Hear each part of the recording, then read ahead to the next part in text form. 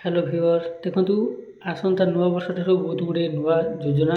आसो मुझे नुआ योजना आसा पूर्व मुझे किसी नुआ चेंजेस जहाँकि अच्छी नुआ वर्ष ये सब रूल नुआ लागू हम नुआ चेंजेस हो विषय आपने जानतु देखो एलपीजी टू पेंशन टंका नुआ वर्ष बदल ये सब नियम जाणी नियंतु देखो यूपीआई 1 2 3 पे जोटा कि रिजर्व बैंक ऑफ इंडिया द्वारा फीचर फोन रू ऑनलाइन पेमेंट सुविधा जोगाई देवाई यूपीआई 1 2 3 पे आरंभ कराइला सी चेंज होगा जाऊँगी देखो 2024 शेष हाँपाई मात्र कईटा दिन बाकी अच्छे जानुरी पहले अनेक किसी जिन बदल वर्ष मास तारीख इत्यादि बदलवा सहित अनेक नियम आसो परिवर्तन जानुरी पहले अनेक किसी नुआ नियम लागू होगा जाऊँगी प्रति घरे व्यक्ति पकेट उपर प्रभाव पकड़े यू परिवर्तन एलपीजी सिलिंडर मूल्य आरंभ कर यूपीआई पेमेंट पर्यंत अनेक नियम सामिल अच्छे नुआ वर्ष ये नियम सब आग मैंने सारा देश में चालू हम लागू होगा जाऊँगी देखो प्रत्येक मास भारतर अर्थनैतिक परिवर्तन देखा मिलता है यही परिप्रेक्षी में जानुरी पहलू अनेक परिवर्तन होगा जाऊँगी ए सबुठ शीर्ष होगी एलपीजी सिलिंडर दाम यह सहित विमान इंधन दाम संशोधन हो पाए प्रति मास प्रथम दिन में ऑयल मार्केटिंग कंपनी एभली परिवर्तन करें जहाँकि प्रथम दिन माने प्रत्येक मास प्रथम दिन एलपीजी सिलिंडर मूल्य संशोधन करें अगस्ट 1 तारिख में परिवर्तन देखा मिल पाए ओके तो देखो ये किसी मासर 19 केजी कमर्शियल गैस सिलिंडर दाम परिवर्तन कर 14 केजी घर गैस सिलिंडर पर दीर्घ समय पर्यंत स्थिर रही सामान रेट रही तेज लोकसभा निर्वाचन और प्रधानमंत्री नरेंद्र मोदी सरकार यही मूल्य ह्रास देखा मिल पारे सूचना मिली ईपी उपर नुआ नियम आसीपे जोटा कि नुआ जानुरी 1 तारिख कर्मचारी भविष्य निधि और संगठन बा ईपीएफ द्वारा पेंशन हिताधिकारी नुआ नियम लागू कर द्वारा जोटा कि एक बड़ पदक्षेप हो जापे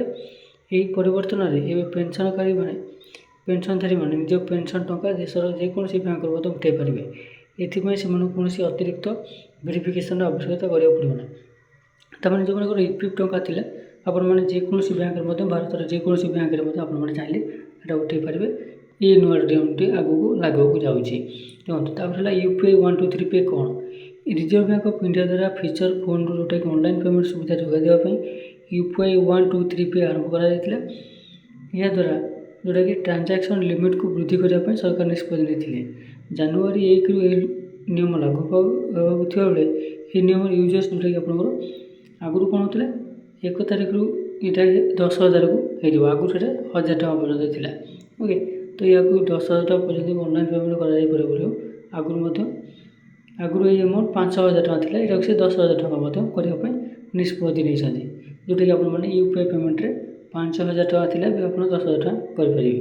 कृषक लोन आसंता जानुरी पहलू कृषकों बड़ खुशी खबर प्रदान करेंगे सरकार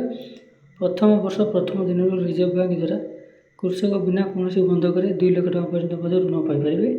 किसी दिन पूर्व एने सरकार घोषणा करते जोटा कि रिजर्व बैंक तरफ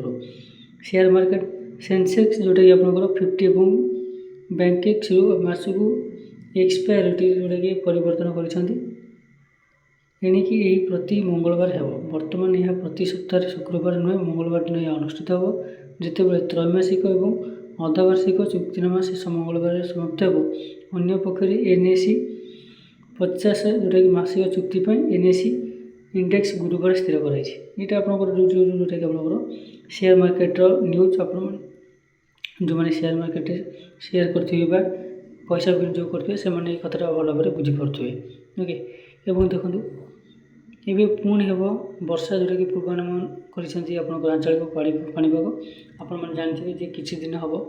लगातार वर्षा 2 दिन 3 दिन लगी रही है पूर्व 2-3 दिन लगी जोटा कि चाषी मान बहुत बड़ क्षति कर तो आसंता काली जोटा कि आप शनिवार और रविवार ओडिशा रे केते स्थान वर्षा हो सूचना मिली जो मैंने चाषी भाई मैंने अच्छा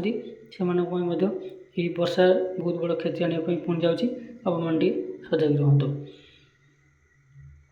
देखो केते गुड़ी जिला पर वर्षा होबार संभावना अच्छी मुझे अपडेट कर दूसरी कारण वर्षा बहुत क्षति करके रिसेंटली और जो जिला गुड़ाक ना गुड़ाक कौच मुझे कई व्यूअर ये सब जिले था